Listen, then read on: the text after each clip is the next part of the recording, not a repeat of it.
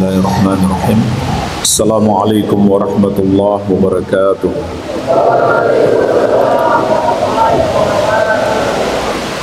Alhamdulillah hamdan katsiran thayyiban mubarakan fihi mubarakan alaihi kama yuhibbu rabbuna wa yarda. Wa ashhadu an la ilaha illallah wahdahu la syarika lah. Wa ashhadu anna Muhammadan abduhu wa rasuluh. Sallallahu alaihi wa ala alihi wa sahabatihi ajma'in wa man tabi'ahum bi ihsanin ila yaumiddin, amma ba'd. Fa ikhwani wa akhwati fillah, kaum muslimin wal muslimat yang saya cintai dan saya muliakan, rahimani wa rahimakumullah. Semoga Allah Subhanahu wa ta'ala senantiasa mencurahkan rahmatnya kepada kita sekalian. Alhamdulillah, di pagi hari ini di rumah Allah Subhanahu wa ta'ala yang penuh berkah, kita mendapatkan nikmat yang sangat besar, yaitu kita bisa saling nasihat menasihati dan mempelajari beberapa ayat dan hadis Rasulullah sallallahu alaihi wa ala alihi wasallam. Semoga kita semuanya termasuk orang-orang yang Allah mudahkan untuk masuk surga. Karena Rasulullah sallallahu alaihi wasallam bersabda, "Man salaka tariqan yaltamisu fihi ilman sahalallahu lahu bihi tariqan ilal jannah." Barang siapa menempuh suatu jalan untuk mempelajari ilmu agama, maka Allah akan mudahkan baginya jalan masuk surga. Maka ketika Allah memudahkan kita untuk menghadiri majelis ilmu, berarti itu adalah nikmat Allah Subhanahu wa ta'ala yang sangat besar, yang menunjukkan Allah menghendaki kebaikan untuk kita. Karena ilmu adalah jalan yang mengantarkan kita ke surga. Sebagaimana juga sabda Nabi SAW, "Man yuridillahu bihi khairan yufaqihu fid din." Barang siapa yang Allah kehendaki kebaikan baginya, maka Allah akan pahamkan dia dengan agama.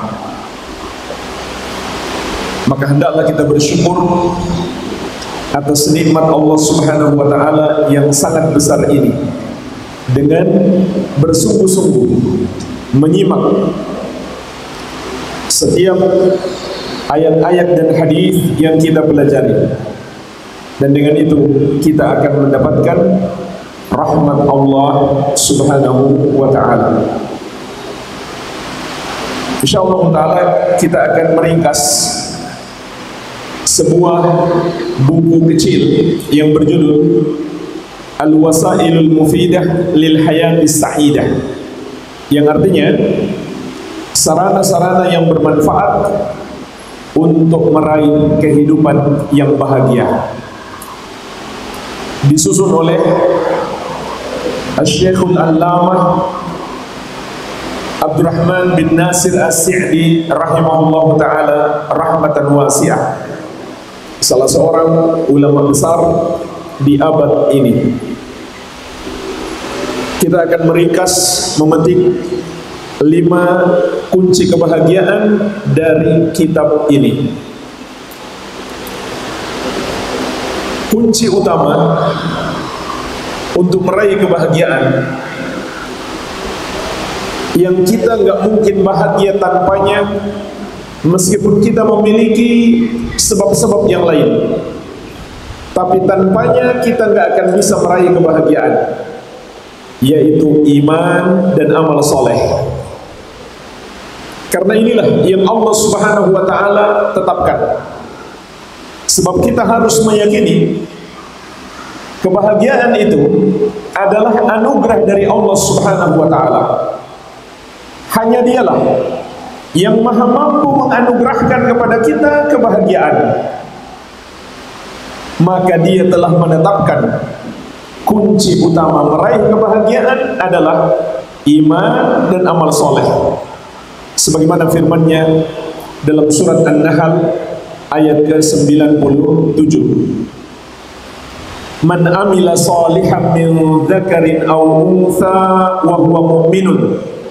Barang siapa yang beramal soleh, baik laki-laki maupun perempuan, dalam keadaan dia beriman, falanuhyiyannahu hayatan thayyibah, maka sungguh benar-benar kami akan menganugerahkan kepadanya kehidupan yang baik. Walanajziyannahum ajrahum bi ahsani ma kanu ya'malun, bi ahsani ma kanu ya'malun. Dan sungguh benar-benar kata Allah, kami akan membalas mereka dengan balasan yang lebih baik dari apa yang mereka kerjakan. Jadi jemaah sekalian, di dalam ayat ini Allah Subhanahu wa taala menjanjikan dua hal. Yang pertama, kehidupan yang baik. Maksudnya adalah kehidupan yang baik di dunia ini. Para ulama ahli tafsir menjelaskan, kehidupan yang baik di dunia adalah kehidupan seorang muslim yang berbahagia dan diberkahi oleh Allah Subhanahu wa taala, dan rezekinya dicukupkan. Meskipun mungkin kelihatan rezekinya itu tidak banyak, tapi Allah Subhanahu wa taala berikan kepadanya kecukupan.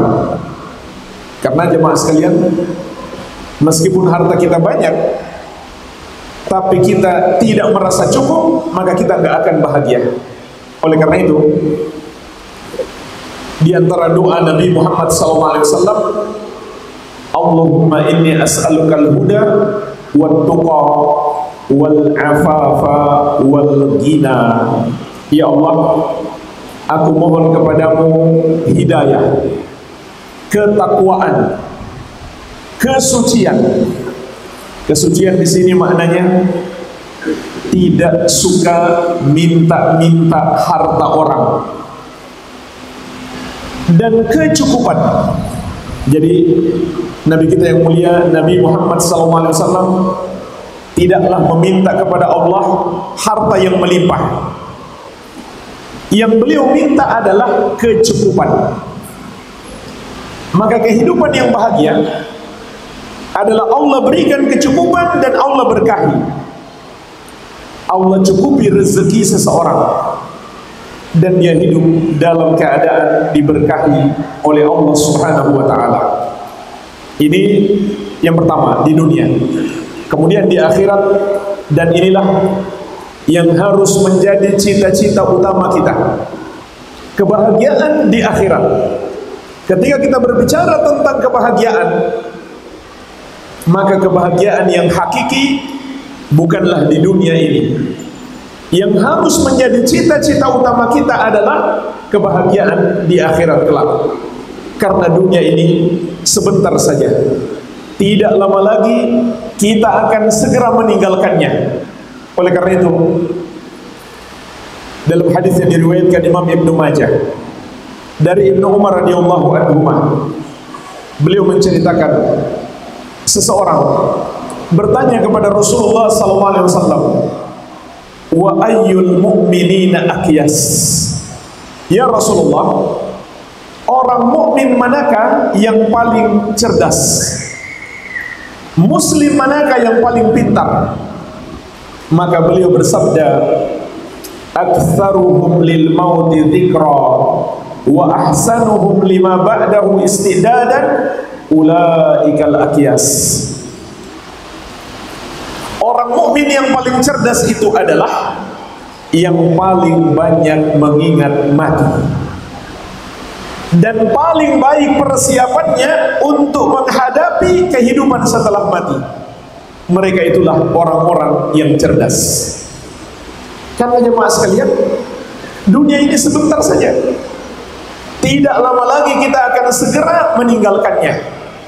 Dan Allah Subhanahu wa taala mengingatkan dalam Al-Qur'an, kullu nafsin dha'iqatul maut wa innama tuwaffawna ujurakum yawmal qiyamah faman zuhziha 'anil nari wa udkhilal jannata faqad faza wa mal hayatud dunya illa mata'ul ghurur.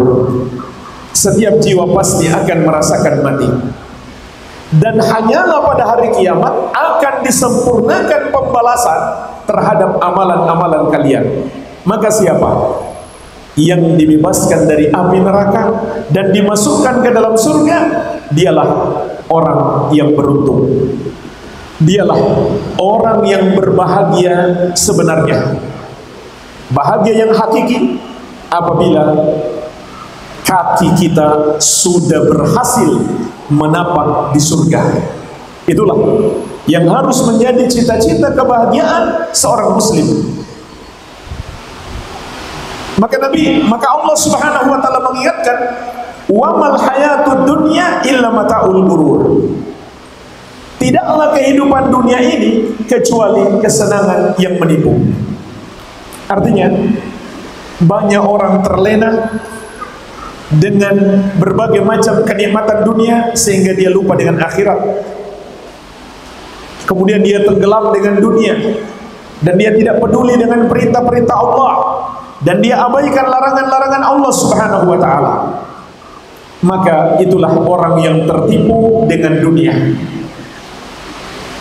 Orang seperti ini tidak mungkin bisa meraih kebahagiaan, tidak di dunia dan tidak di akhirat. Karena Allah telah menetapkan orang yang bisa meraih kebahagiaan hanyalah orang yang beriman dan beramal soleh. Hanyalah orang yang tidak melupakan akhirat. Dialah yang Allah Subhanahu wa taala akan anugerahkan kebahagiaan. Rasulullah sallallahu alaihi wasallam juga mengingatkan kita, mad dunya fil akhirah illa mithlu ma yaj'alu ahadukum isba'ahu fil yam falyanzur bima yarji. Tidaklah kehidupan dunia ini jika dibandingkan dengan akhirat kecuali hanya seperti seorang dari kalian yang mencelupkan jarinya di laut, kemudian lihatlah berapa banyak air yang menetes dari jarinya tersebut. Itulah jemaah sekalian perumpamaan kehidupan dunia. Dengan seluruh waktu yang kita lalui dan semua nikmat yang kita rasakan, termasuk musibah yang menimpa kita, itu hanya seperti tetesan dari jari kita setelah kita mencelupkan jari kita di laut. Sedikit sekali, nggak ada apa-apanya dibandingkan dengan akhirat.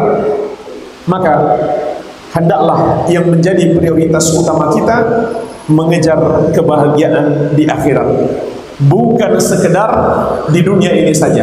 Dan pasti apabila kita mengejar kebahagiaan di akhirat, Allah Subhanahu wa taala tidak akan menyia-nyiakan kita di dunia.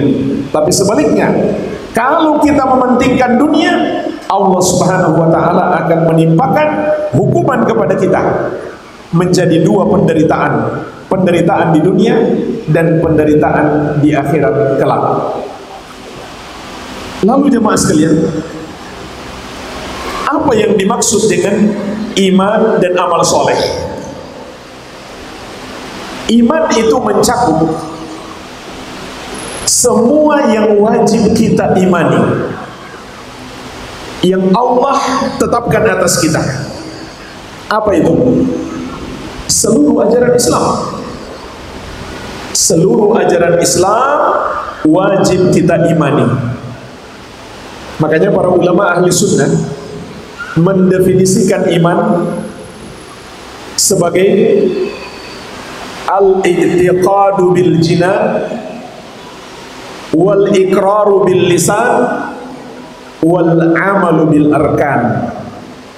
Iman itu adalah meyakini dengan hati, mengucapkan dengan lisan, dan mengamalkan dengan anggota tubuh. Artinya, semua ajaran syariat Islam bagian dari keimanan. Oleh karena itu, jika kita mengamalkan ajaran-ajaran Islam, iman kita akan bertambah. Sebaliknya, jika kita menyelisihi ajaran Islam, maka iman kita akan berkurang.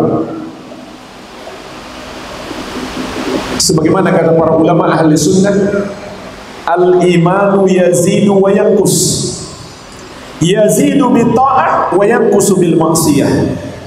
Iman itu bertambah dan berkurang. Bertambah karena kita melakukan amal-amal ketaatan kepada Allah, yaitu ajaran-ajaran syariat Islam, dan berkurang karena kita melakukan maksiat, yaitu menyelisihi ajaran syariat Islam. Dan Rasulullah SAW bersabda, al-imanu bid'un wa sab'una syu'bah. Iman itu ada 70 lebih cabangnya. Fa'alaha qawlu la ilaha illallah. Maka cabangnya yang paling tinggi adalah ucapan la ilaha illallah. Wa adnaha imatatul adha 'anit thariq.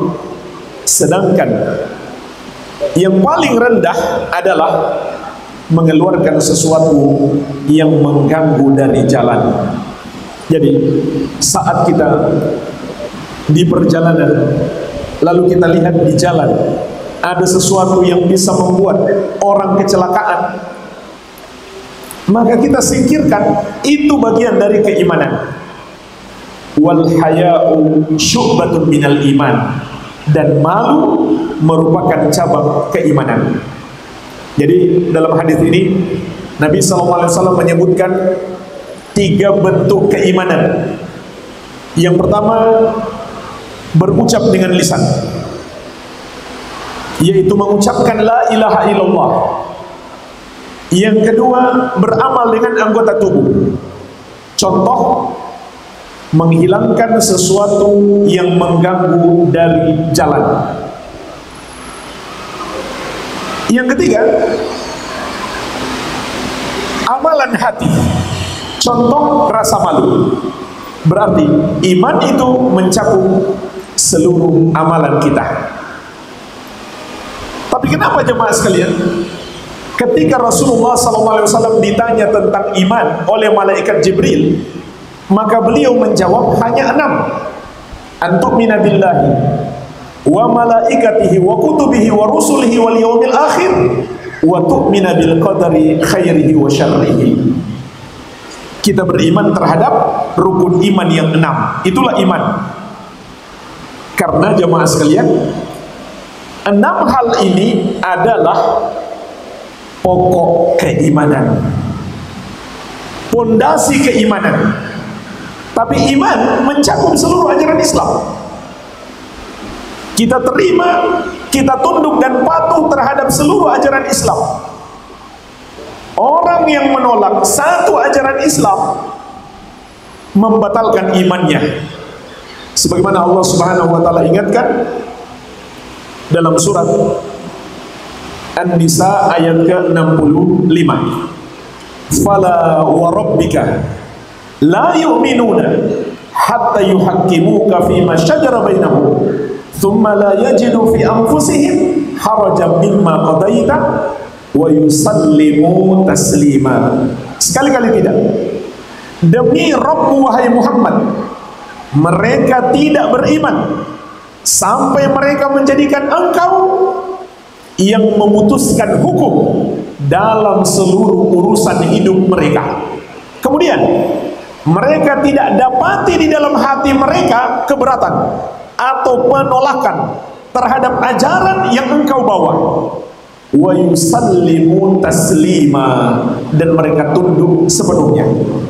Jadi menolak atau mengingkari satu ajaran Islam, kata Allah, orangnya tidak beriman. Namun iman yang paling mendasar adalah rukun iman yang 6. Dan pokoknya yang paling utama adalah rukun iman yang pertama, yaitu beriman kepada Allah Subhanahu wa taala. Arti beriman kepada Allah adalah mentauhidkannya dan tidak mempersekutukannya dengan sesuatu apapun. Inilah jemaah sekalian, pokok semua kebahagiaan. Kunci utama meraih kebahagiaan di dunia dan di akhirat adalah mentauhidkan Allah dan tidak mempersekutukannya dengan sesuatu apapun. Sebagaimana juga Allah ingatkan dalam surat Al-An'am ayat 82, walladzina amanu walam yalbisu imanahum bidzulmin ulaika lahumul amnu wa hum muhtadun. Alladzina amanu, kata Allah, orang-orang yang beriman, walam yalbisu imanahum bidzulmin, dan tidak mencampurkan iman mereka dengan kesyirikan sedikit pun. Perhatikan jemaah sekalian, ini pokok utama dalam keimanan. Tidak boleh iman kita tercampur dengan kesyirikan sedikit pun. Kenapa? Karena dosa syirik itu pembatal keimanan. Oleh karena itu jemaah sekalian, termasuk ilmu yang paling wajib kita pelajari adalah mengenal kesyirikan. Karena iman yang diakui oleh Allah Subhanahu wa taala adalah yang tidak dicampuri oleh kesyirikan sedikit pun. Sebab kesyirikan membatalkan iman. Maka kata Allah dalam ayat ini, surat Al-An'am ayat ke-82, orang-orang yang beriman, yang iman mereka tidak tercampuri oleh kesyirikan sedikit pun, merekalah yang akan dianugerahkan dua nikmat terbesar yang merupakan kunci kebahagiaan kita. Yang pertama kata Allah, ulaika lahumul amnu, mereka itulah yang akan diberikan nikmat aman, yaitu aman dari azab Allah. Dan azab Allah itu bisa jadi pada 4 kehidupan.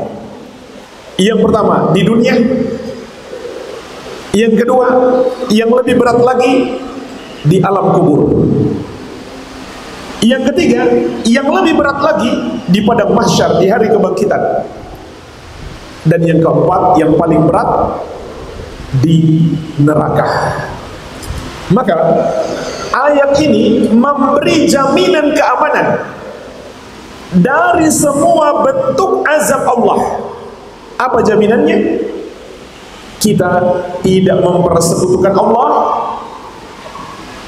kita murnikan iman kita dari semua bentuk kesyirikan dan kekufuran.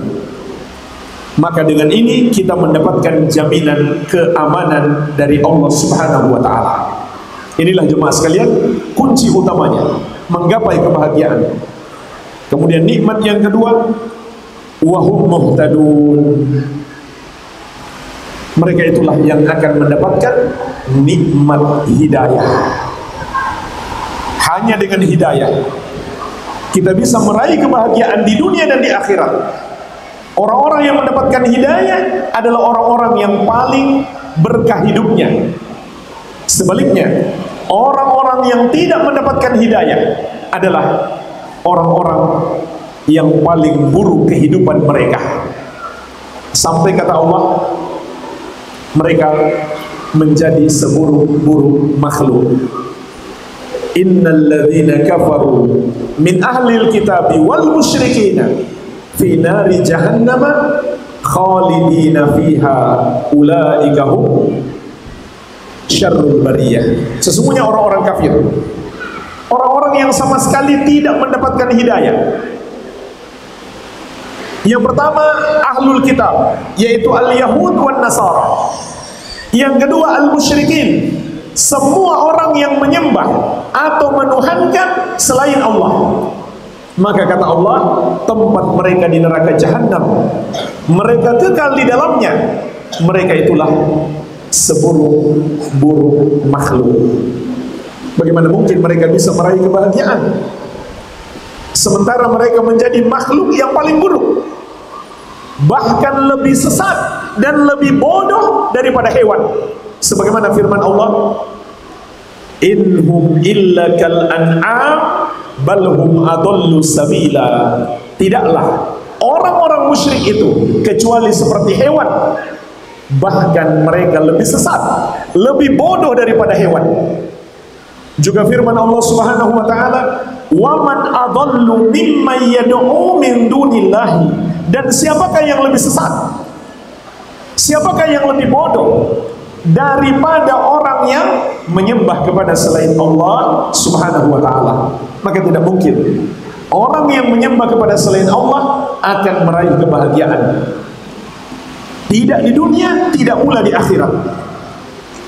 Mungkin muncul pertanyaan, tapi kenapa banyak orang kafir namun kaya raya, banyak duit? Dia bisa membeli apa saja, dia bisa jalan-jalan kemana saja. Jemaah sekalian, ketahuilah, itu bukan suatu kebahagiaan. Justru itu adalah azab yang datang dalam rupa kenikmatan. Itu bukan kebahagiaan, itu adalah istidraj, makar Allah. Dia sedang ditimpa makar dari Allah, dia sedang mendapatkan azab yang justru lebih berbahaya daripada azab itu datang dalam bentuk musibah. Azab yang datang dalam rupa kenikmatan dunia ini lebih berbahaya. Sebagaimana Rasulullah SAW mengingatkan, idza ra'aitallaha yu'til abda minad dunya ala ma'asihi ma yuhib fa innama huwa istidrajun. Kalau kamu lihat seorang hamba yang bergelimang maksiat, tapi Allah menganugerahkan kepadanya berbagai macam nikmat dunia yang disukai oleh hamba tersebut, maka itu hanyalah istidraj, azab Allah yang datang dalam rupa kenikmatan. Sehingga pada hakikatnya itu bukan kebahagiaan, itu adalah pintu besar menuju kepada kehancuran. Kemudian Nabi SAW membaca ayat, falamma nasu ma dzukiru bihi fatahna alaihim abwaaba kulli syai'in hatta idza farihu bima utu akhadnahum baghtatan fa idzahum mublisun. Ketika mereka melupakan ajaran-ajaran kami yang telah diingatkan kepada mereka, maka kami bukakan untuk mereka, kata Allah, pintu-pintu kenikmatan dunia dari segala arah. Perhatikan jemaah sekalian, ayat yang mulia ini mengingatkan kita, jangan kita merasa aman. Kita banyak berbuat dosa, tapi nikmat Allah terus diberikan. Makanan setiap hari ada, sehat terus, belum sakit-sakit. Pekerjaan masih ada, rumah masih ada, tapi kita terus berbuat dosa. Perhatikan ayat ini, kata Allah, ketika mereka melupakan ajaran-ajaran kami, maka kami bukakan untuk mereka pintu-pintu kenikmatan dunia dari segala arah. Sampai apabila mereka telah sangat bergembira, menyombongkan diri, maka kami azab mereka secara tiba-tiba. Mereka pun berputus asa. Kenapa putus asa? Sudah tidak ada waktu untuk bertobat. Malaikat maut sudah datang menjemput, dia baru mau bertobat, sudah terlambat.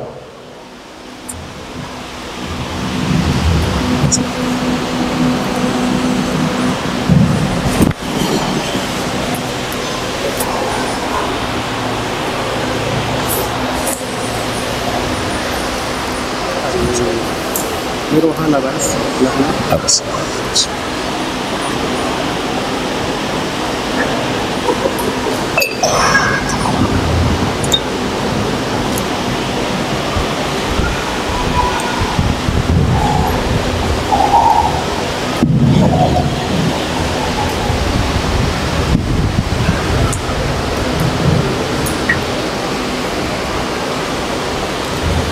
Ikhwani wa akhwati fillah, rahimani wa rahimakumullah. Lalu apa yang disebut dengan amal soleh?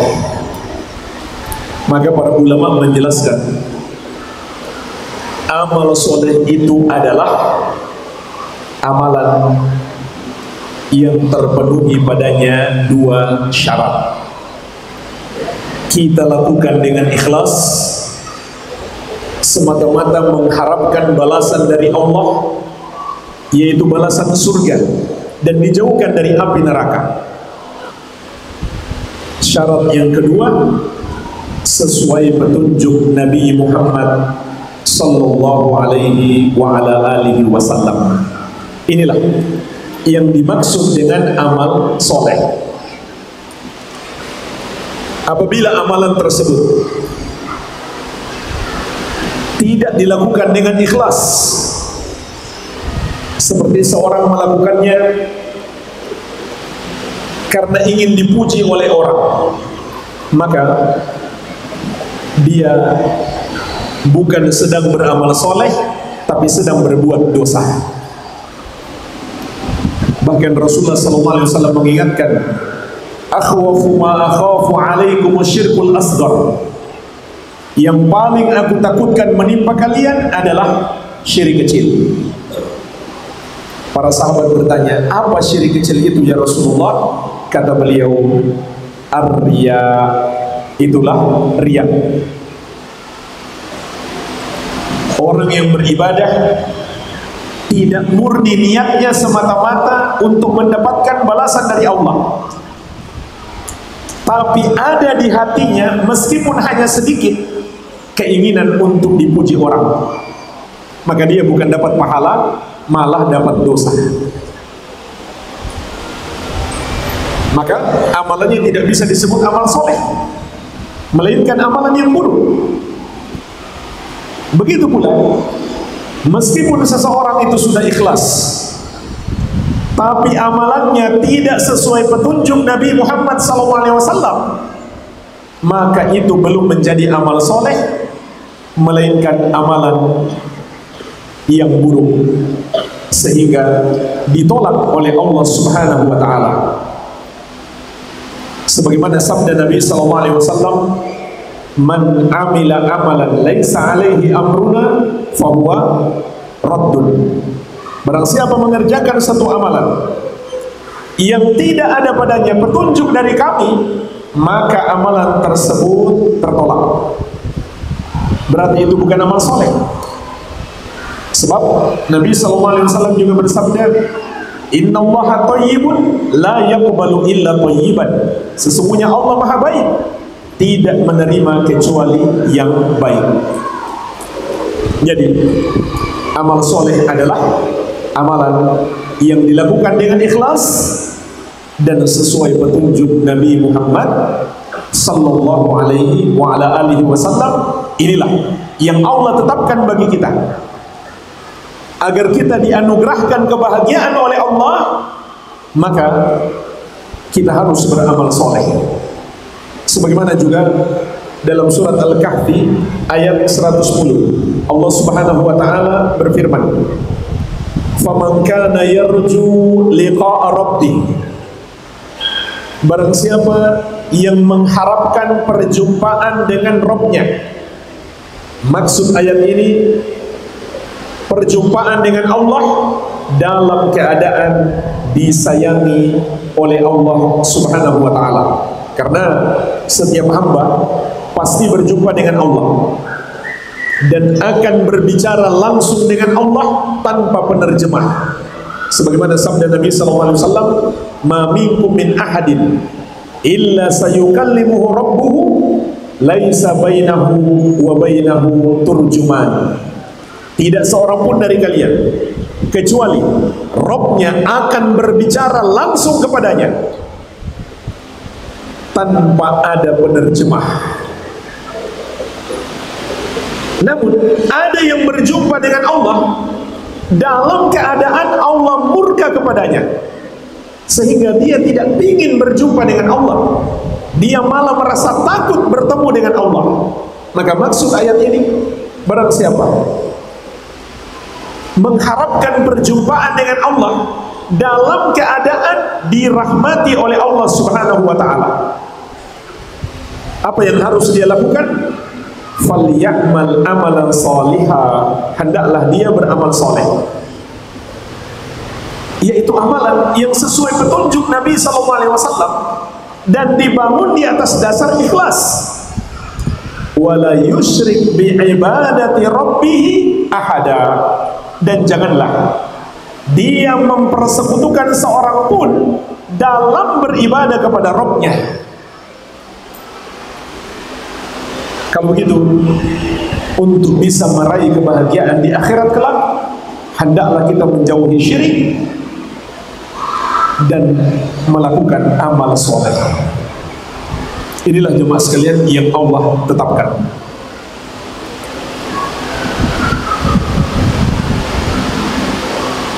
Dan orang yang beriman serta beramal soleh, itulah orang yang bertakwa.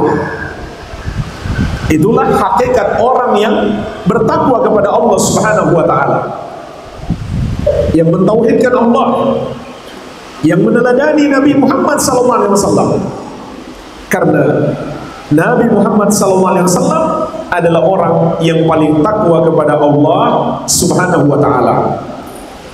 Dan di kehidupan dunia ini, Allah Subhanahu wa ta'ala telah berjanji dalam surat At-Talaq ayat kedua dan ketiga, wa may yattaqillaha yaj'al lahu makhraja wa yarzuqhu min haitsu la yahtasib. Barang siapa bertakwa kepada Allah, maka Allah akan memberikan jalan keluar baginya. Apapun masalahnya, pasti akan selalu Allah berikan solusi. Dan Allah akan berikan kepadanya rezeki dari arah yang tidak dia sangka-sangka.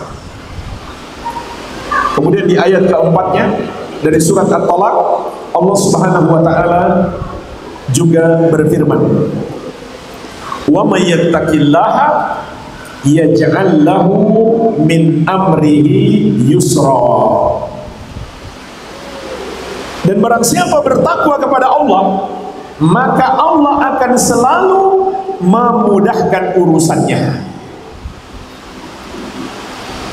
Para ulama mengingatkan, ayat-ayat ini bermakna sebaliknya. Orang yang tidak bertakwa kepada Allah, maka jika dia tertimpa masalah, Allah tidak akan menolongnya. Dan Allah tidak akan berikan kepadanya rezeki dari arah yang tidak dia sangka-sangka. Rezekinya begitu-begitu saja. Nggak ada rezeki dari arah yang tidak dia kira. Dan Allah akan mempersulit urusannya. Kemudian jemaah sekalian, Syekh juga menyebutkan mengapa orang yang beriman dan beramal soleh itu yang bisa meraih kebahagiaan secara hakiki. Karena hanya orang beriman dan beramal soleh yang bisa bersyukur dan bersabar. Sebab hidup kita tidak akan pernah lepas dari dua keadaan. Apakah mendapatkan nikmat atau ditimpa musibah. Ini dua sisi kehidupan yang akan selalu menyertai kita. Meskipun jemaah sekalian, nikmat Allah itu jauh lebih banyak dibanding musibah yang menimpa kita. Kebanyakan kita masih bisa mengingat berapa kali dia masuk rumah sakit, berapa kali dia sakit berat, berapa kali dia harus ke dokter. Kita masih bisa mengingat. Tetapi nikmat Allah Subhanahu wa ta'ala tidak akan sanggup kita ingat, tidak akan bisa kita hitung. Sebagaimana firman-Nya, Wa in ta'uddu nikmatallahi la tuhsuha. Andai kalian menghitung nikmat Allah, kalian tidak akan sanggup menghitungnya. Satu nikmat mata saja kita nggak akan bisa memberi nilai berapa harganya. Bagaimana lagi dengan nikmat jantung, nikmat darah, nikmat urat-urat, tulang daging di tubuh kita. Belum lagi nikmat di luar tubuh kita. Belum lagi nikmat yang kita nggak sadari, yang kita nggak ketahui. Kita nggak akan sanggup betapa banyak nikmat yang Allah berikan kepada kita. Namun, namanya kita manusia, hidup mesti menghadapi dua hal ini, antara nikmat dan musibah. Maka hanya orang yang beriman yang mampu bersabar dan bersyukur. Sebagaimana Rasulullah SAW menegaskan, ajaban li amril mu'min, inna amrahu kullahu khair wa laysa dzalika li ahadin illa lil mu'min. Sungguh mengagumkan kehidupan orang yang beriman itu. Sesungguhnya setiap sisi kehidupannya adalah kebaikan, dan ini tidak mungkin terjadi, kata Nabi SAW, kecuali pada diri orang yang beriman. Selain orang beriman, tidak mungkin. Seperti apa kehidupan orang beriman itu?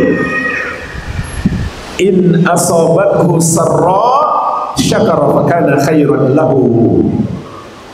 Apabila dia mendapatkan nikmat, maka dia pun bersyukur sehingga nikmat itu menjadi kebaikan baginya.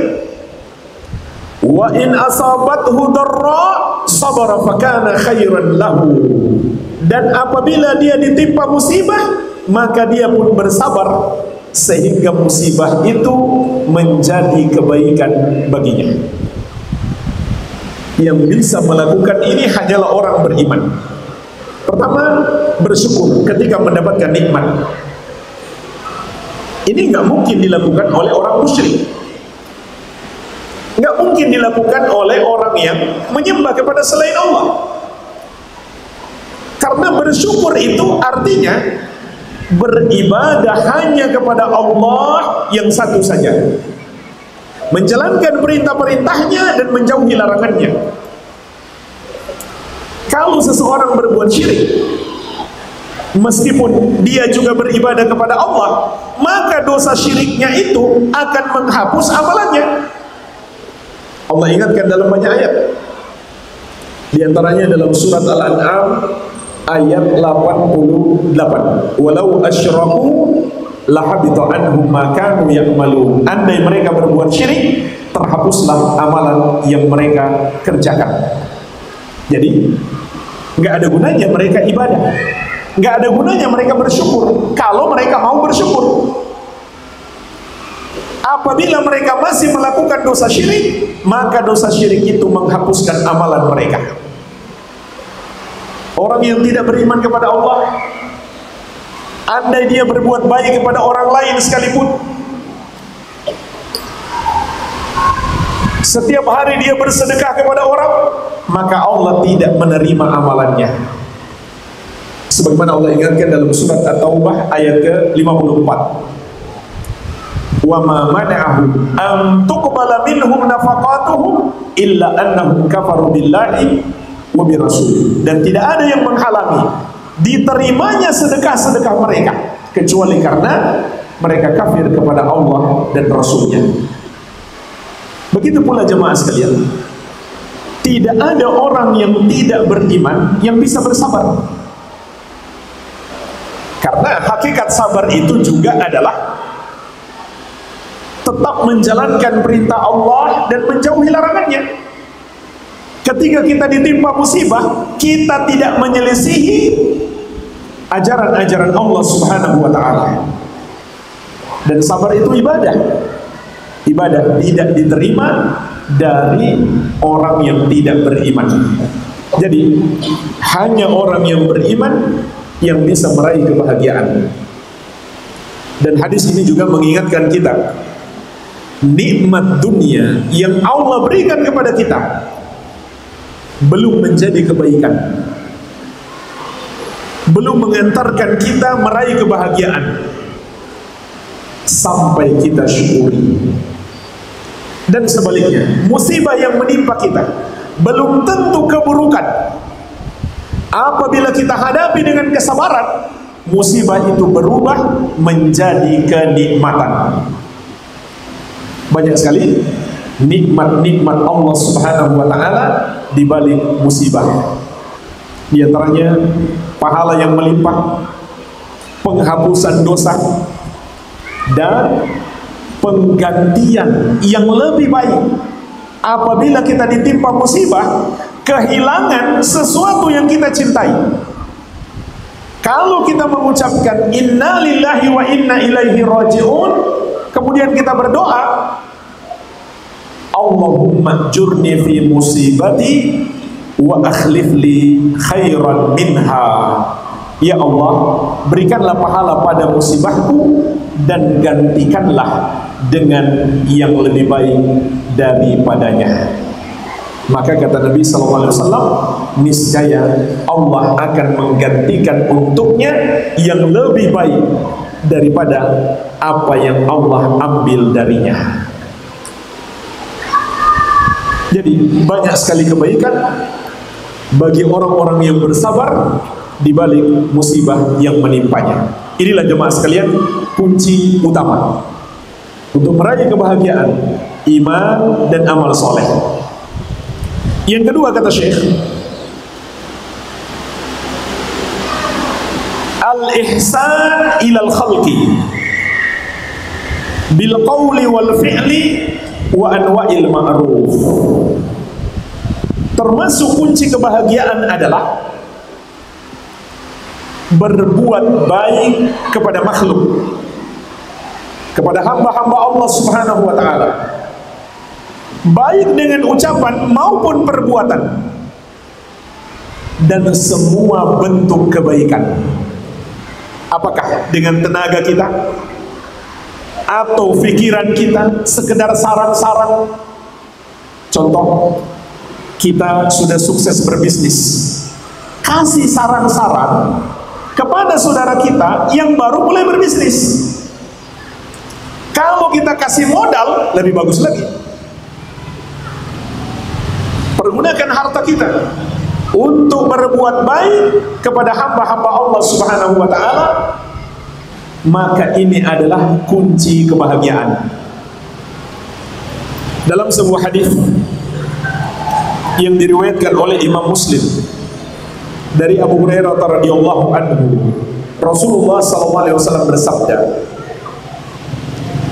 "Man naffasa an mu'minin kurbatan min kurabid dunya, naffasallahu anhu kurbatan min kurabi yaumil qiyamah."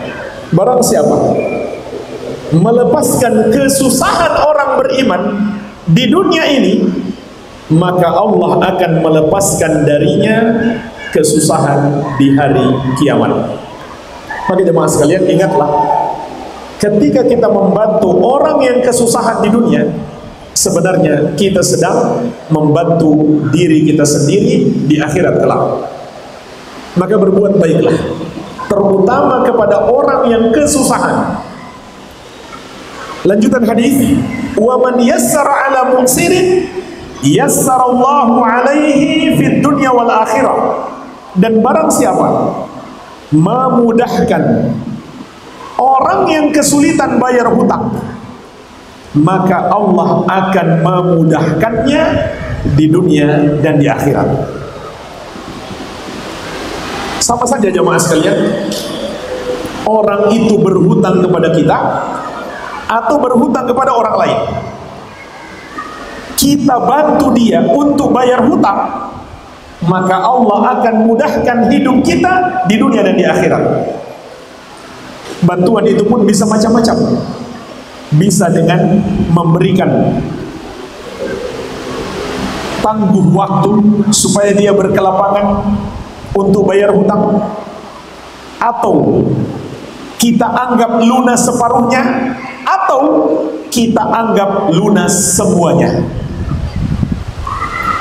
Jadi kalau ada teman kita datang dan mengatakan pinjam dulu 100, lihatlah itu sebagai kesempatan untuk meraih kebahagiaan di dunia dan di akhirat.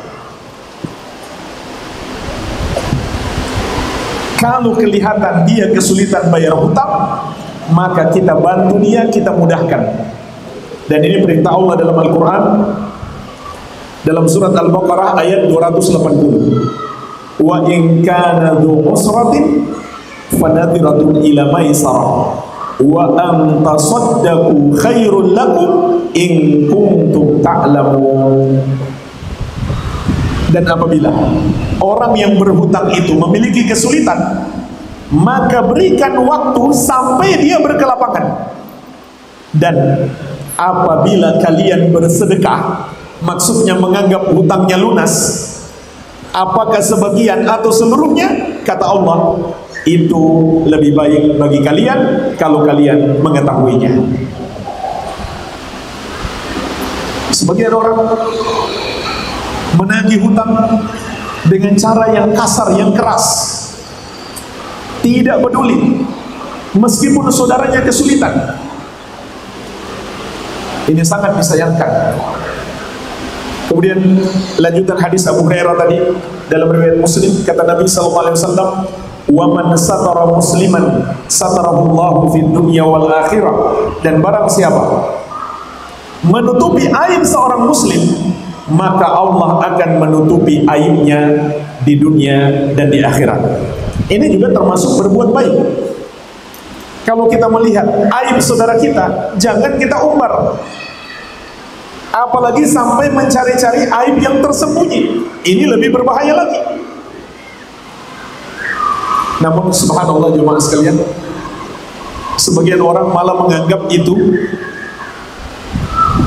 sesuatu yang layak jual. Dia dapat uang dari menjual aib orang.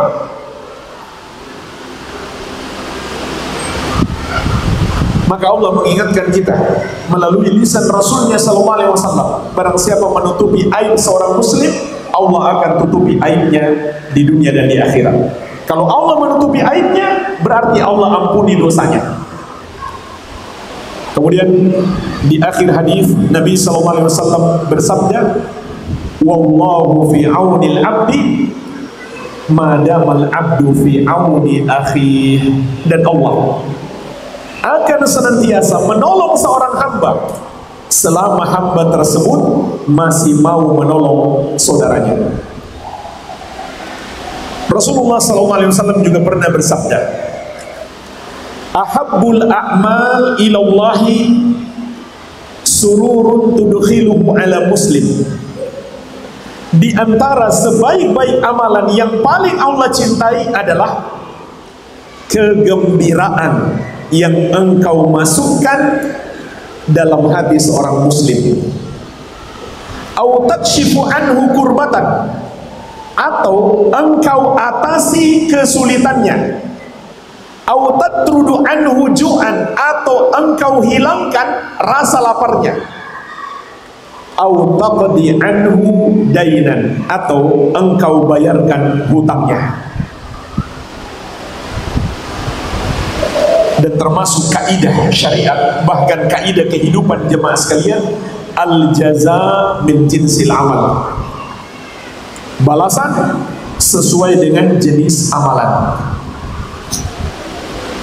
Oleh karena itu, Nabi kita yang mulia, Nabi Muhammad SAW adalah orang yang paling berbahagia hidupnya, karena beliau adalah orang yang paling suka membahagiakan orang lain. Tidaklah ada orang yang berinteraksi dengan Rasulullah SAW kecuali dia bahagia, dia senang, karena keluhuran akhlak Rasulullah sallallahu alaihi wa ala alihi wasallam. Dan sebaliknya jemaah sekalian, Kalau kita suka menyulitkan orang, maka Allah Subhanahu wa ta'ala pun akan membalas menyulitkan hidup kita. Maka berhati-hatilah. Terlebih lagi jika kita menzalimi orang dan orang itu mendoakan keburukan bagi kita, naudzubillah, pasti Allah kabulkan. Karena Rasulullah SAW mengatakan, wattaqi da'watal madlum fa innahu laisa bainahu wa bainallahi hijabun. Takutlah kamu terhadap doa orang yang terzolimi, karena tidak ada hijab antara dia dengan Allah Subhanahu wa ta'ala. Dan ketahuilah jemaah sekalian, orang yang paling berhak untuk kita perlakukan baik adalah keluarga kita. Bahkan Nabi SAW menetapkan, ini termasuk ukuran utama kebaikan seseorang. Sebagaimana sabda beliau, khairukum li ahli wa ana khairukum li ahli. Sebaik-baik kalian adalah yang paling baik terhadap keluarganya, dan aku yang paling baik terhadap keluargaku. Sungguh aneh, ada sebagian orang di luar rumah suka berbuat baik kepada orang, kepada rekan kerjanya, kepada tetangganya, kepada teman-temannya. Tapi ketika di dalam rumah, dia tidak berbuat baik kepada keluarganya. Bahkan istri dan anaknya salah sedikit, langsung dia marah-marahi, dikasari, bahkan dipukuli. Ini hal yang aneh. Justru keluarga yang paling berhak kita perlakukan baik, dan pahalanya lebih besar. Andai kita bersedekah, kalau kita bersedekah kepada keluarga, pahala kita dua: pahala sedekah dan pahala menguatkan hubungan rahim, hubungan kekeluargaan. Itu pahalanya besar sekali. Kalau kita bersedekah kepada orang lain, cuma dapat satu pahala, pahala sedekah saja. Itulah sebabnya jemaah sekalian, Rasulullah SAW menyuruh kita mencarikan calon mantu kita orang yang bukan hanya baik agamanya, tapi juga baik akhlaknya. Idza atakum man tardawna dinahu wa khuluquhu fazawwijuhu illam taf'alu takun fitnatun fil ard aw fasadun 'arid. Jika datang kepadamu laki-laki yang ingin melamar putrimu atau wanita yang berada di bawah perwalianmu, yang baik agamanya dan akhlaknya, maka nikahkan dia. Kalau kamu tidak melakukannya, maka akan terjadi kerusakan, akan terjadi fitnah dan kerusakan yang luas. Tapi maksud hadis ini, kalau putri kita suka, kalau dia nggak suka, nggak boleh dipaksa. Dan tidak mengapa seorang wanita menolak hanya karena pertimbangan yang bersifat duniawi, apakah fisiknya atau hartanya. Tapi tidak boleh dia menerima laki-laki hanya karena pertimbangan duniawi, tidak melihat kepada agama dan akhlaknya. Lihat jemaah sekalian, bukankah akhlak itu bagian dari agama? Tapi kenapa Nabi SAW masih merinci agama dan akhlaknya? Karena kata para ulama, beliau ingin memberi penekanan. Jangan sampai akidahnya sudah bagus, dia tidak terindikasi memiliki akidah yang sesat, ibadahnya sesuai petunjuk Nabi SAW, tapi akhlaknya kepada orang lain buruk. Kenapa ada hadis ini? Karena orang seperti ini mungkin ada. Ini yang diingatkan oleh Imam Ibn Rajab. Rasulullah SAW kata beliau ingin mengingatkan kita, bisa jadi ada orang yang akidahnya nggak menyimpang, ibadahnya tidak bid'ah, tapi akhlaknya buruk. Bisa jadi. Maka Nabi SAW mengingatkan, karena orang seperti ini mungkin saja ada hubungannya kepada Allah baik, tapi hubungannya kepada hamba-hamba Allah tidak baik. Maka ingatlah jemaah sekalian, keluarga yang paling berhak untuk kita perlakukan baik, pahala kita lebih besar. Dan berbuat baik kepada keluarga kita termasuk pintu surga. Semakin dekat hubungan kekeluargaan, semakin besar pahala. Oleh karena itu, berbakti kepada orang tua pahalanya yang paling besar. Begitu pula seorang suami berbuat baik kepada anak dan istrinya, atau seorang istri berbuat baik kepada suaminya, maka pahalanya sangat besar. Kunci kebahagiaan yang ketiga yang bisa kita petik dari kitab ini, diantaranya adalah, kata Syekh, ijtima'ul fikri kullihi ala al-ihtimam bi'amalil yawm al-hadir wa qat'uhu anil ihtimam fil waqtil mustaqbal wa anil huzni ala al-waqtil madi. Hendaklah kita fokus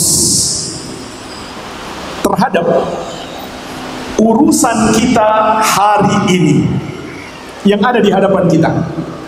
Sama saja, apakah itu urusan dunia atau urusan akhirat. Hendaklah kita fokus padanya dan putuskan semua kekhawatiran terhadap masa depan, kegundahan, kegelisahan terhadap apa yang akan terjadi besok, serta putuskan juga kesedihan terhadap musibah yang sudah berlalu. Ini jemaah sekalian termasuk kunci kebahagiaan. Kita fokus terhadap pekerjaan kita hari ini, terutama tentunya yang terkait dengan akhirat. Dan di antara sebab manusia itu tidak bahagia, kenapa? Gelisah menatap masa depan, pesimis, tidak optimis, atau sebaliknya belum bisa move on dari masa lalu yang menyedihkan, selalu teringat-ingat, selalu terbayang-bayang terhadap musibah yang sudah berlalu. Maka lupakan yang sudah berlalu, tatap masa depan dengan penuh optimisme, hilangkan gundah gulana. Pertanyaannya jemaah sekalian, gimana bisa menggapainya? Dengan 5 bimbingan Nabi Muhammad SAW yang terkandung di dalam sebuah hadis yang diriwayatkan oleh Imam Muslim dari sahabat yang mulia Abu Hurairah radhiyallahu anhu. Beliau bersabda, ihris ala ma yanfa'uk wasta'in billahi wa la ta'jaz wa in asabaka syai'un fala taqul law anni fa'altu kadza lakana kadza wa kadza walakin kun qaddarallahu wa ma syaa fa'al fa inna law taftahu amal syaitan. Bersemangatlah engkau untuk meraih apa yang bermanfaat bagimu. Minta tolonglah kepada Allah dan jangan lemah, jangan malas. Dan apabila kamu ditimpa satu musibah, maka jangan kamu katakan, seandainya yang saya lakukan ini tentu tidak akan terjadi ini dan itu. Tetapi katakanlah, qaddarallahu wa ma syaa fa'al. Allah sudah menakdirkan dan Allah melakukan apa yang Dia kehendaki. Karena ucapan andai kata untuk menyesali musibah yang sudah berlalu akan membuka pintu setan, yaitu merusak keimanan kita kepada takdir Allah Subhanahu wa ta'ala. Di dalam hadis yang mulia ini kita bisa memetik 5 bimbingan Nabi Muhammad SAW supaya kita menjadi orang yang bisa fokus terhadap urusan hari ini, tidak gelisah menatap masa depan, dan tidak tenggelam dalam kesedihan atas musibah masa lalu. Yang pertama adalah semangat.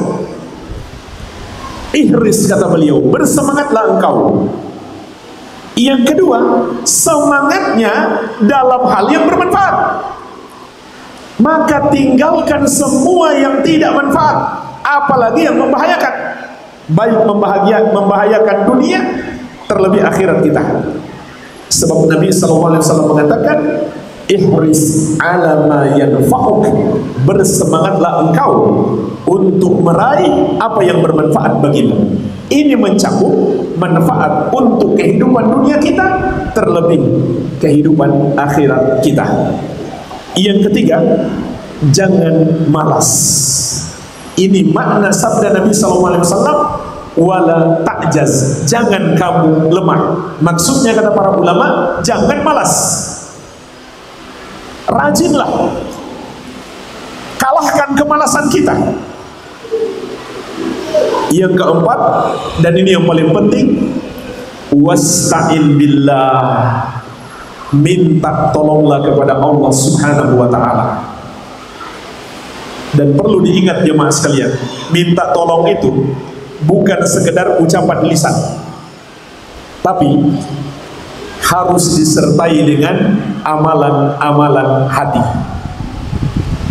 Ketika kita minta tolong kepada Allah, amalan hati apa yang harus hadir? Yang pertama, khusyuk. Jangan lisan kita minta tolong, pikiran kita entah kemana. Khusyuk, kita berdoa serius. Jangan seperti orang main-main, seperti orang yang gak butuh kepada Allah, cuma diucapkan di lisan, tapi hatinya melayang-layang entah kemana. Yang kedua, yakin hanya Allah yang maha mampu menolong kita. Dan ingatlah, semakin sulit hidup kita, semakin dekat kepada pertolongan. Sebagaimana firman Allah, amma yujibul muttarra idza da'ahu wa yakshifu su'a. Siapakah yang dapat menolong orang yang kesusahan selain daripada Allah? Tatkala orang yang kesusahan itu berdoa kepadanya.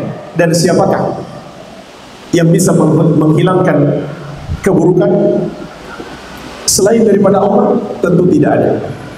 Yang ketiga, prasangka baik bahwa Allah pasti menolong kita. Dan dalam hadis qudsi Allah Subhanahu wa ta'ala berjanji, ana inda dhanni abdi bi, aku sesuai dengan prasangka hambaku kepadaku. Yang keempat, tawakal. Bergantung hati kita hanya kepada Allah. Kita pasrahkan semua urusan kita, baik urusan dunia, terutama urusan akhirat, hanya kepada Allah. Inilah jemaah sekalian, paling tidak 4 amalan hati yang mesti hadir saat kita minta tolong kepada Allah Subhanahu wa ta'ala. Pasti doa kita dikabulkan. Karena itu janji Allah. Allah gak mungkin menyalahi janji. Ud'uni astajib lakum, berdoalah kepadaku, aku akan mengabulkan doamu. Yang kelima, berserah diri kepada takdir Allah Subhanahu wa ta'ala. Dan contoh orang yang berserah diri, ketika dia ditimpa musibah, dia mengucapkan qaddarallahu wa ma syaa fa'al. Allah sudah menakdirkan dan Allah melakukan apa yang dia kehendaki. Artinya, kalau Allah sudah takdirkan, nggak ada tempat berlari, nggak ada tempat kita bisa luput dari takdir itu. Dan orang yang lemah, ketika dia ditimpa musibah, dia pun tenggelam dalam kesedihan, kemudian berandai-andai ke belakang. Andai saja musibah itu tidak terjadi. Seperti dia mengatakan, andai saya tidak melakukannya, tentu musibah itu tidak akan terjadi. Atau sebaliknya, andai yang saya lakukan adalah yang lain, tentu yang akan terjadi ini dan itu. Maka ucapan seperti ini hindari. Ini hanya akan membuat kita menderita. Ini hanya menambah penderitaan kita. Kalau ketika ditimpa musibah, kita berandai-andai ke belakang untuk menyesali musibah tersebut, untuk menyesali apa yang sudah kita lakukan. Kecuali jemaah sekalian, yang kita lakukan itu perbuatan dosa, wajib disesali, dan itu hakikat taubat. Sebagaimana sabda Nabi SAW, at-taubatun nadam, taubat itu adalah penyesalan. Tapi misalkan ketika kita berbisnis, kemudian bangkrut, sudah lupakan saja, nggak usah terlalu dipikirkan. Kembali, tatap masa depan dengan penuh optimisme dan minta tolong kepada Allah. Yang berlalu, biarlah sudah berlalu. Bahkan pandanglah sisi positifnya. Minimal tadi apa? Pahala sabar, penghapus dosa, dan penggantian yang lebih baik. Jadi ini dua hal hendaklah kita hindari supaya kita berbahagia. Khawatir terhadap masa depan dan masih sedih atas masa lalu. Oleh karena itu di antara doa Nabi SAW, Allahumma inni a'udzubika minal hammi wal hazani. Ya Allah, aku berlindung kepadamu dari al-ham, kekhawatiran atas masa depan, dan al-hazan, kesedihan atas masa lalu. Yang keempat, jamaah sekalian, yang bisa kita petik dari kitab ini untuk meraih kebahagiaan, hendaklah kita bisa memaklumi kekurangan orang lain, terutama orang-orang yang setiap hari berinteraksi dengan kita. Berarti keluarga kita nomor satu, pasangan kita, istri kita, suami, anak. Begitu pula mungkin para pekerja kita, karyawan-karyawan kita. Maka hendaklah kita maklumi, dia itu manusia, bukan malaikat. Dia pasti punya kekurangan. Biarpun dia berusaha sebaik mungkin bergaul dengan kita, mesti ada kekurangannya yang kita nggak sukai. Kalau kita berusaha untuk memaafkan orang yang berbuat salah kepada kita, maka itu lebih baik lagi.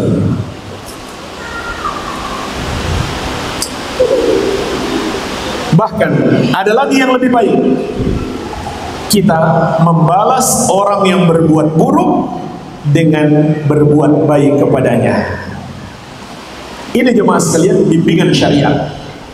Syekh menyebutkan sebuah hadis yang diriwayatkan Imam Muslim dari sahabat yang mulia Abu Hurairah radhiyallahu anhu.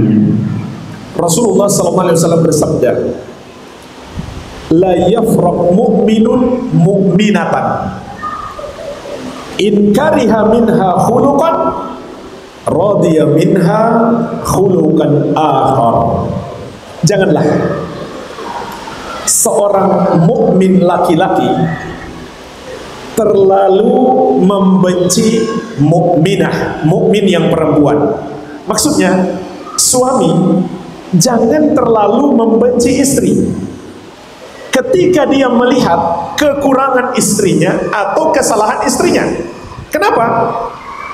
Kalau dia benci satu perangai istrinya, masih ada perangai yang lain yang dia sukai. Jemaah sekalian, di sini ada dua faidah penting agar kita meraih kebahagiaan menghadapi orang-orang yang penuh dengan kekurangan atau orang yang berbuat salah kepada kita, menzolimi kita. Pertama, hendaklah kita maklumi sebab namanya manusia mesti punya kekurangan. Mesti punya kekurangan. Hendaklah kita maklumi. Ini yang pertama. Yang kedua, jemaah sekalian, ini yang seringkali luput dari kita. Jangan hanya lihat kekurangannya, lalu kita melupakan kebaikannya yang mungkin bahkan lebih banyak daripada kekurangannya. Istri kita misalkan, kebaikannya kepada kita sangat banyak. Bayangkan, dari pagi mengurus kita, mengurus rumah kita, mengurus anak-anak kita, sampai malam. Ketika dia tidur pun harus bangun demi mengurus anak kita. Kitanya nggak mau bangun atau pura-pura tidur supaya istri yang bangun. Bikinin susu buat anak kita, cebokin anak kita. Banyak sekali kebaikan istri kita. Maka jangan sampai satu dua kesalahannya lalu seakan-akan kita lupakan semua kebaikannya. Begitu pula sebaliknya. Istri juga begitu. Jangan hanya karena satu kesalahan suami membuat dia lupa kebaikan suami yang begitu banyak, yang selama ini menafkahi dia, melindungi dia, menutupi dan mencukupi kebutuhan-kebutuhannya, kebutuhan lahir maupun batin.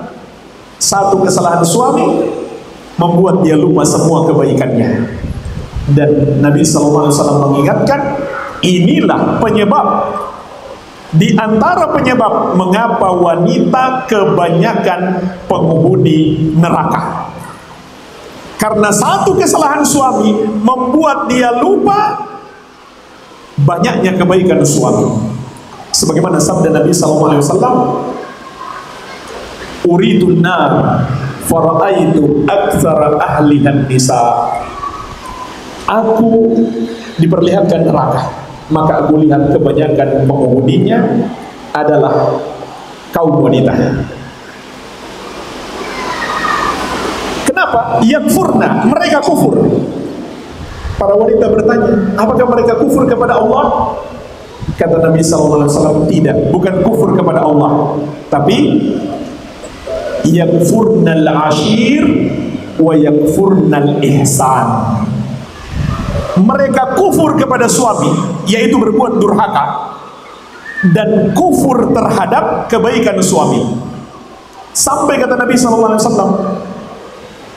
in ahsanta ila ihdahunna dahar thumma ra'at minka syai'an qat qalat ma ra'aitu minha khairan qattu. Kalau kamu berbuat baik kepada seorang istrimu itu sepanjang waktu, lalu dia melihat satu kesalahanmu, dia pun berkata, saya tidak pernah melihat kebaikanmu. Subhanallah. Hanya karena satu kesalahan dia lupakan semua kebaikan suami. Inilah kata Nabi SAW, di antara penyebabnya wanita terbanyak masuk neraka. Jadi dua-duanya diingatkan oleh Rasulullah SAW, baik istri maupun suami. Tapi jemaah sekalian, perlu dipahami, ini hanyalah kekurangan atau kesalahan yang bersifat pribadi kepada kita, bukan pelanggaran syariat berat. Bukan pelanggaran syariat berat. Kalau pelanggaran syariat berat, dinasihati nggak mau tobat, ini nggak bisa ditoleransi. Tidak bisa ditoleransi. Yang ditoleransi itu kalau hanya kesalahan itu sifatnya kepada pribadi kita, hak kita kurang ditunaikan, maka itu kita toleransi. Tapi kalau pelanggaran syariat berat, itu tidak ditoleransi.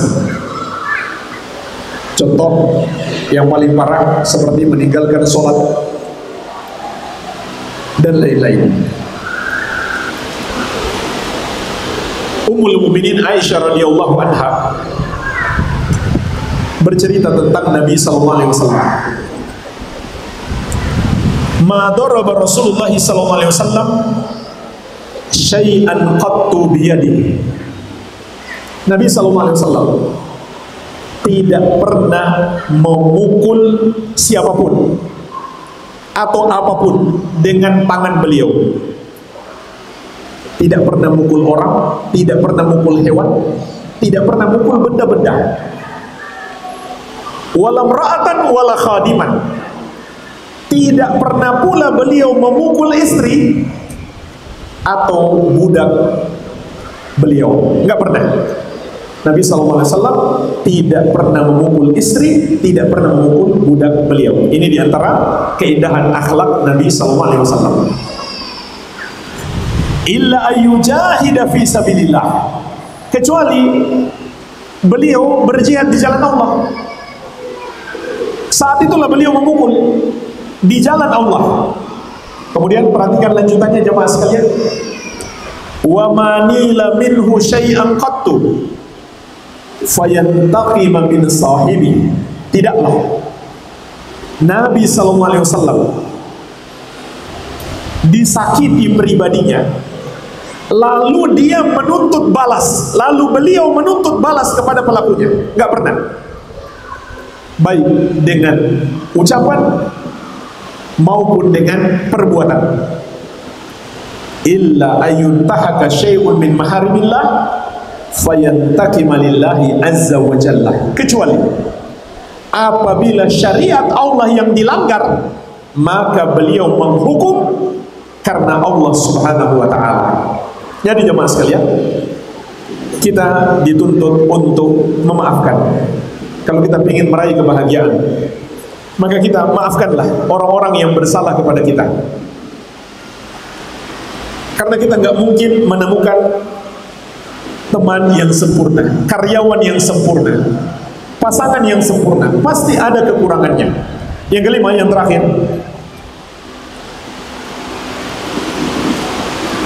termasuk jemaah sekalian, kunci utama meraih kebahagiaan adalah hendaklah dalam hidup ini yang kita utamakan adalah ridho Allah subhanahu wa ta'ala. Maksudnya, jangan terlalu peduli dengan apa sikap orang kepada kita. Ucapan-ucapan mereka yang buruk, perbuatan mereka yang buruk kepada kita, mengucilkan kita misalkan, nggak mau tegur sapa dengan kita. Jangan terlalu mempermasalahkan hal tersebut. Kenapa? Karena kita nggak mencari keridhaan manusia. Yang kita cari adalah keridhaan Allah subhanahu wa ta'ala. Dan ini bisa jadi penghalang hidayah. Kalau seseorang dalam hidupnya mencari keridhaan manusia dan melupakan keridhaan Allah subhanahu wa ta'ala, sampai-sampai demi mencari keridhaan manusia dia rela membuat Allah murka. Rasulullah SAW bersabda, "Man ardan nasa bisakhatillah wakalahu Allahu ilan nas." Barang siapa mencari keridhaan manusia dengan membuat Allah murka, maka Allah akan jadikan dia bergantung kepada manusia. Termasuk jemaah sekalian, di medsos, mungkin kebanyakan kita atau banyak orang hari ini banyak waktunya dihabiskan dengan medsos. Terkadang ada komen-komen buruk tentang kita, maka itu nggak usah terlalu difikirkan, nggak usah dilayani, nggak usah diambil hati. Itu akan merusak kebahagiaan kita. Sampai-sampai jemaah sekalian, ini ada kisah nyata. Ada orang yang terlibat perdebatan di medsos.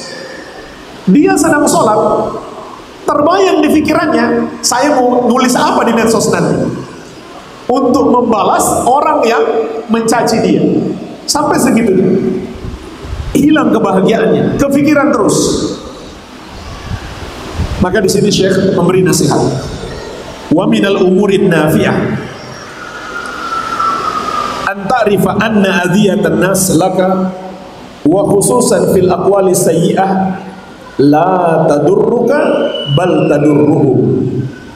Dan termasuk hal yang bermanfaat untuk meraih kebahagiaan, hendaklah engkau tahu bahwa gangguan manusia kepadamu, terkhusus lagi hanya ucapan-ucapan buruk mereka, itu tidak membahayakanmu, bahkan hanya membahayakan mereka. Nggak usah khawatir. Perbuatan buruk mereka, ucapan buruk mereka tidak membahayakanmu. Karena jemaah sekalian,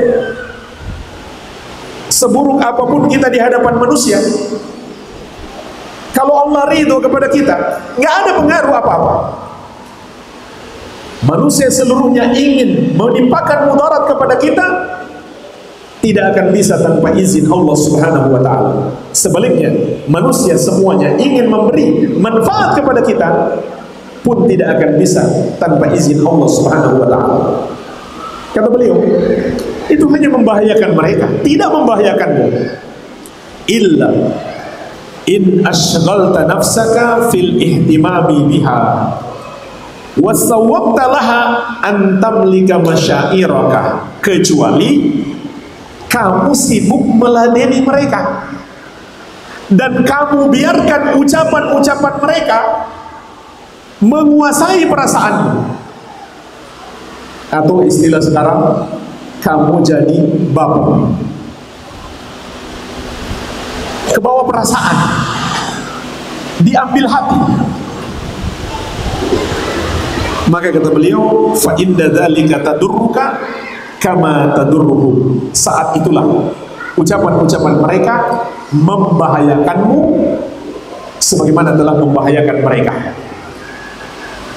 Jadi kalau kita meladeni, kalau kita ambil hati terhadap ucapan-ucapan orang tentang kita, maka justru itulah yang menghilangkan kebahagiaan kita. Fa in anta lam tada' laha balan lam tadurraka syai'a. Tapi kalau kamu nggak peduli dengan itu semuanya, maka itu tidak akan membahayakan kamu sedikit pun. Intinya jemaah sekalian, hiduplah untuk mencari keridhaan Allah, bukan keridhaan manusia. Yang penting kita nggak zalim sama orang. Terserah apa kata orang tentang kita, kita nggak cari keridhaan mereka.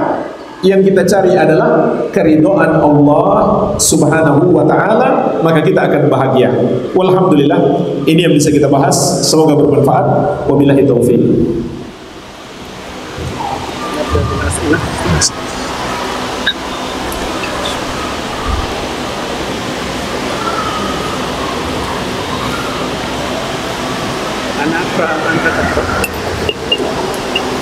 Masyita.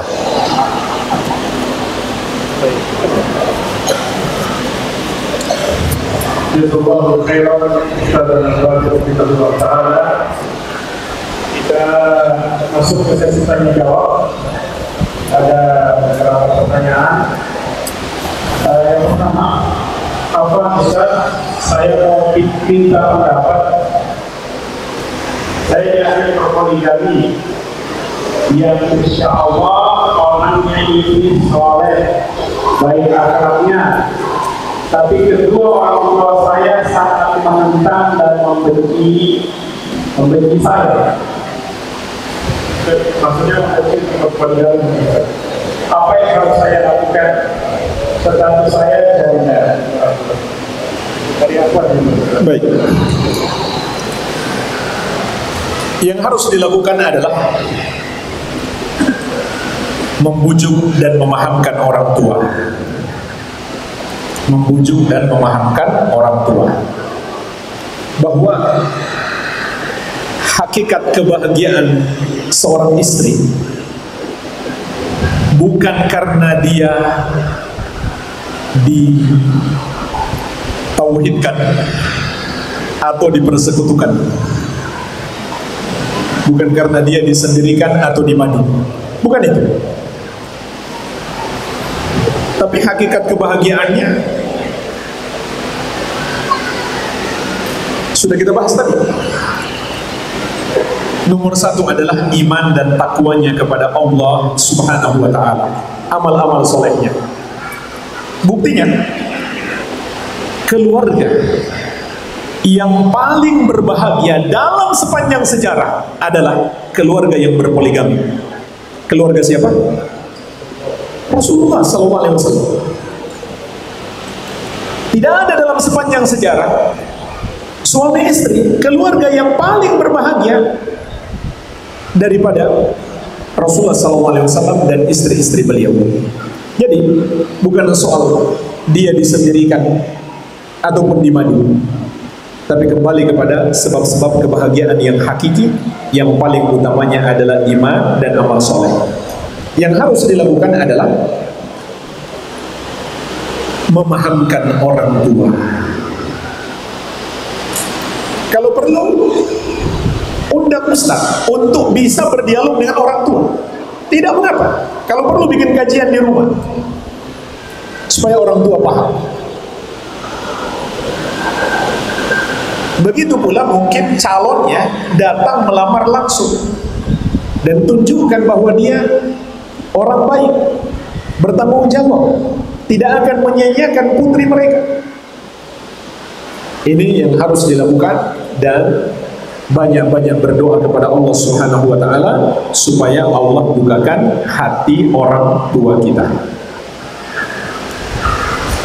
Mungkin muncul lagi pertanyaan, gimana kalau sudah dilakukan semuanya, tetap saja orang tua nggak izinkan? Maka jika belum sampai tingkat darurat, harus tetap taat kepada orang tua. Kecuali kalau sudah darurat, kalau dia nggak menikah bisa terjerumus zina, maka wajib dia menikah. Kalau orang tua tidak mau menikahkan, berarti dia cari wali yang lain, seperti kakeknya atau pamannya dari pihak ayahnya, dan seterusnya, sesuai dengan urutan perwalian. Wallahu a'lam.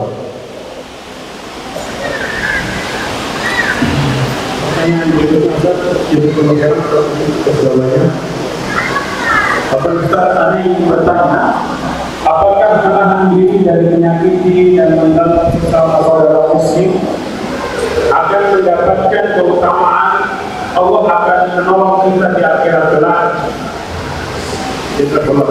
Iya, itu termasuk akhlak mulia. Pokok akhlak mulia kata para ulama ada 3. Yang pertama, kaful adha, menahan diri kita, tidak menyakiti orang lain. Rasulullah SAW bersabda, al-muslimu man salimal muslimuna min lisanihi wa yadihi. Orang muslim itu adalah yang kaum muslimin selamat dari keburukan lisannya dan tangannya. Berarti ini pahala besar. Sampai dikatakan dia adalah muslim, artinya muslim sejati. Yang kedua, badlun nada, berbuat baik kepada orang lain dengan mengerahkan semua kemampuan kita. Apakah harta kita, tenaga kita, pikiran kita, waktu kita. Ini akhlak mulia. Yang ketiga, dan ini akhlak mulia yang paling sulit, as-sabru 'alal adha, bersabar menghadapi orang yang menyakiti kita. Inilah 3 pondasi akhlak mulia. Wallahu a'lam. Pertanyaan berikutnya dari Akhwat, Ustaz, bagaimana cara mengecek calon mantu bahwa dia itu baik secara agama dan akhlaknya? Cara mengeceknya adalah cari tahu dari orang dekatnya, terutama orang berilmu, ustadznya misalkan, yang menilai dengan ilmu. Dulu seorang sahabiah yang bernama Fatimah dilamar oleh 2 orang, Muawiyah dan Abu Jahal. Maka beliau bertanya kepada Rasulullah SAW, siapa dua orang ini? Atau mana yang engkau sarankan ya Rasulullah? Dari dua yang melamar. Ternyata dua-duanya nggak disarankan oleh Nabi SAW. Muawiyah, kata beliau, miskin, sementara wanita butuh dinafkah. Sedangkan Abu Jahal, tongkatnya nggak pernah lepas dari pundaknya. Ada ulama yang menafsirkan dia suka pergi lama baru pulang, suka ninggalin istrinya lama-lama, karena orang dulu safar pakai tongkat. Ada yang menafsirkan dia suka mukul istri. Jadi dua-duanya nggak disarankan oleh Rasulullah SAW. Beliau menyarankan malah dengan orang lain. Jadi tanya kepada orang dekatnya, dan orang yang ditanya wajib menjawab dengan jujur. Dan ini ghibah yang dibolehkan dalam syariat, bahkan harus dia lakukan. Kalau dia nggak bicara tentang keburukan orang itu, akan membahayakan calonnya nanti kalau sudah menikah, maka wajib dia sampaikan apa adanya. Kalau memang baik, ya sampaikan dia baik. Jadi orang yang ditanya wajib menjawab dengan jujur. Wajib menjawab dengan jujur apa adanya tentang calon mantunya tersebut. Wallahu a'lam. Pertanyaan berikutnya, Ustaz. Apa Ustaz mohon nasihat untuk para ikhwan dan akhwat yang kadang masih sering saling chat dengan antara ikhwan dan akhwat melalui bahkan melalui telepon, padahal mereka tidak tahu hukumnya.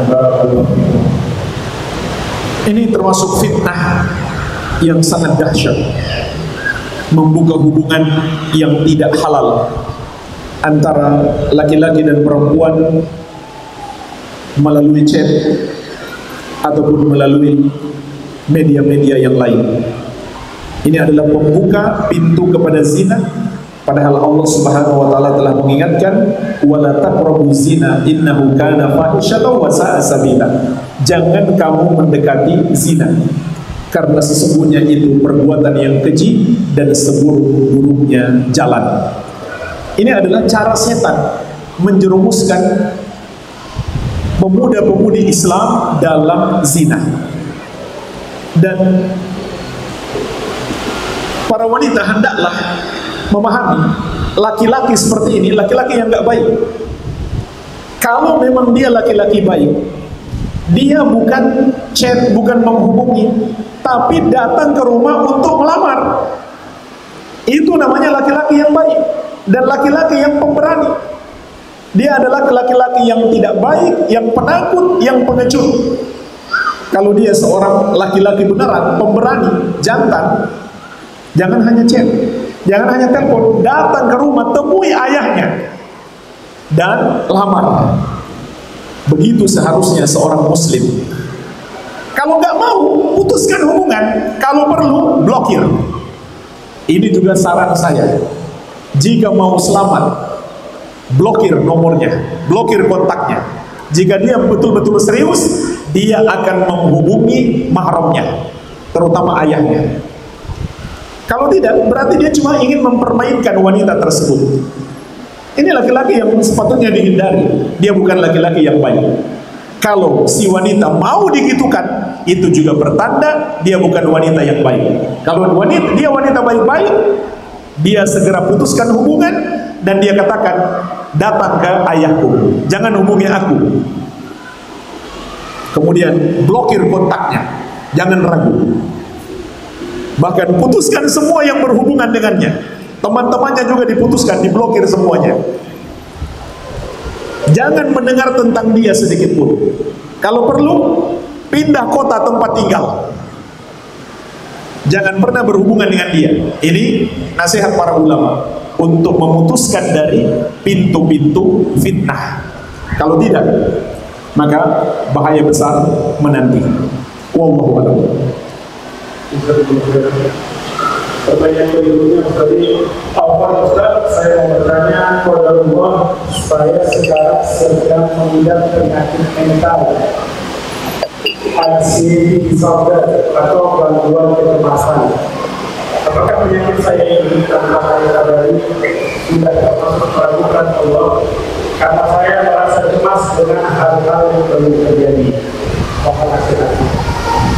Jemaah sekalian, Syekhul Islam Ibn Taimiyah rahimahullah, beliau pernah mengatakan, semua penyakit mental, semua penyakit kejiwaan asalnya adalah dari dhaful iman, lemahnya keimanan. Maka solusinya adalah menguatkan iman. Dan faktor utama menguatkan keimanan adalah mendalami ilmu agama. Mendalami ilmu agama. Kalau perlu masuk pesantren, menghafal Al-Quran, menghafal hadis-hadis Nabi SAW, mempelajari ilmu tauhid, mendalami ilmu fikih. Maka ini diantara faktor terbesar menguatkan iman kita. Begitu pula berdoa kepada Allah Subhanahu wa taala dengan penuh kesungguhan. Dan kuatkan tawakal. Dan doa serta tawakal ini pun dipengaruhi oleh iman kita. Semakin kokoh iman kita, maka akan semakin kuat tawakal kita kepada Allah Subhanahu wa taala. Dan Allah berjanji, "Wa may yatawakkal 'alallahi fahuwa hasbuh." Barang siapa yang bertawakal, yang bergantung hatinya hanya kepada Allah, cukuplah Allah sebagai penolongnya. Jadi yakinlah, penyakit itu akan hilang dengan tawakal kepada Allah Subhanahu wa taala. Nah, kemudian pertanyaannya, apakah itu sudah termasuk meragukan Allah? Ya, tergantung.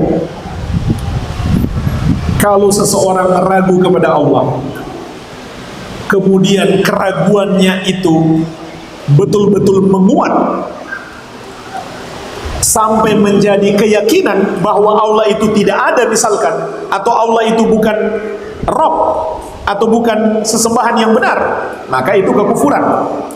Tapi kalau cuma lintasan-lintasan hati, kemudian dia tolak dari dirinya, maka dia selamat. Dan bahkan ini pun menimpa para sahabat. Kenapa? Karena itu termasuk usaha setan. Nabi SAW pernah mengabarkan, setan akan mendatangi kalian dan mengatakan, man khalaqa kada, man khalaqa kada. Siapa yang menciptakan ini, siapa yang menciptakan itu, siapa yang menciptakan ini, siapa yang menciptakan itu, sampai setan berkata, siapa yang menciptakan Allah. Tujuannya apa? Untuk membuat kita ragu kepada Allah. Allah itu pencipta atau bukan? Maka jika ini baru lintasan hati, kemudian kita segera menolaknya, maka kita selamat. Tapi kalau menjadi keyakinan, maka kita kufur. Kita kufur kepada Allah, ya solusinya harus bertobat dan hilangkan. Kata Nabi SAW, kalau seseorang mendapatkan bisikan-bisikan ini, ada 3 yang harus dia lakukan. Pertama, stop, berhenti, jangan diikuti. Muncul pikiran-pikiran seperti ini, jangan diikuti. Jangan dilayani setan membisikkan keburukan kepada kita. Yang kedua, ucapkan a'udzubillahi minasyaitonir rajim. Minta perlindungan kepada Allah. Yang ketiga, kembali lagi yang saya sampaikan di awal. Kembali kepada ilmu yang benar, yang dibangun di atasnya iman kita. Itu yang kita ikuti. Itu yang jadi keyakinan kita. Jadi, kalau muncul, jangan-jangan Allah itu bukan pencipta, maka kembali kepada ilmu yang benar. Ilmu yang sahih mengajarkan kepada kita hanya Allah, dialah pencipta, tidak ada selainnya. Begitu caranya. Kalau muncul di pikiran kita, jangan-jangan ada selain Allah yang boleh disembah, maka buang itu, minta perlindungan kepada Allah, kemudian kembali kepada ilmu yang benar. Ilmu yang benar apa? La ilaha illallah. Tidak ada yang berhak disembah kecuali Allah. Jadi subhanallah, kembali kepada ilmu. Ilmu ini benar-benar kebutuhan asasi kita. Insya Allah kalau orangnya mendalami ilmu agama, menguatkan iman, menguatkan tawakal, penyakit ini akan hilang. Wallahu a'lam. Jazakumullahu khairan kepada Ustaz Hafizahullah Ta'ala. Alhamdulillah kita sudah sampai di penghujung acara untuk kegiatan tabligh akbar pada siang hari ini. Sudah jam 12, sebentar lagi ada zuhur 15 menit insyaallah.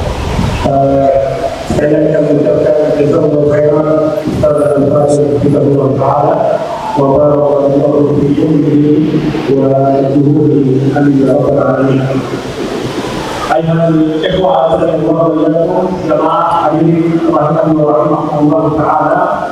Sebelum kita mengakhiri tabligh akbar pada siang hari ini, kembali kami mengingatkan insyaallah nanti malam pada sholat maghrib di Masjid Raya Al-Akbar akan seluruh akan kembali mengisi kajian, dan kami memohon kehadiran jamaah sekalian agar kita bisa bersama-sama menimba ilmu, hadir di masjid ini sebagai jalan kebaikan dan jalan yang termudah untuk bisa sampai ke surga Allah Subhanahu wa Ta'ala. Demikian dalam berikan kepada kajian kita pada hari ini, kita akhiri dengan doa kafaratul majlis. Subhanallah wa bihamdihi, asyhadu an la ilaha illa anta, astaghfiruka wa atubu ilaik. Assalamualaikum warahmatullahi wabarakatuh.